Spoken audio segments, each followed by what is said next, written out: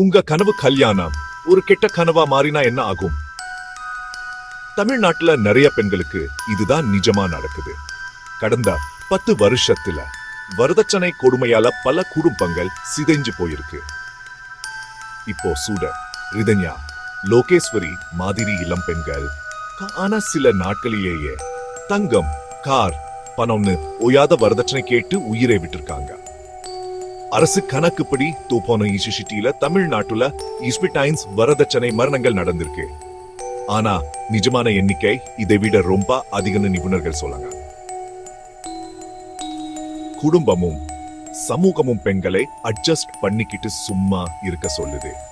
அவங்களை பாதுகாக்க வேண்டிய சட்டங்களும் நிறைய நேரத்துல தோத்து போகுது. வரதட்சணைங்கிறது வெறும் பணம் சம்பந்தப்பட்டு இல்ல, அது ஒருத்தரை கட்டுப்படுத்துறது. அது தன்னம்பிக்கையையும் மன நிம்மதியையும் அளிக்குது. Break time. இதுக்கு ஒரு முடிவு கட்டணும். உங்களுக்கோ இல்ல உங்களுக்கு தெரிஞ்சவங்களுக்கோ உதவி தேவைப்பட்டா 24 அல்லது இந்த நம்பர்களுக்கு போன் பண்ணுங்க. தயவு செஞ்சு இந்த வீடியோவை ஷேர் பண்ணுங்க, கமெண்ட் பண்ணுங்க, சப்ஸ்கிரைப் பண்ணுங்க. நாம சேர்ந்து இந்த மொன்னத்தை உடைப்போம்.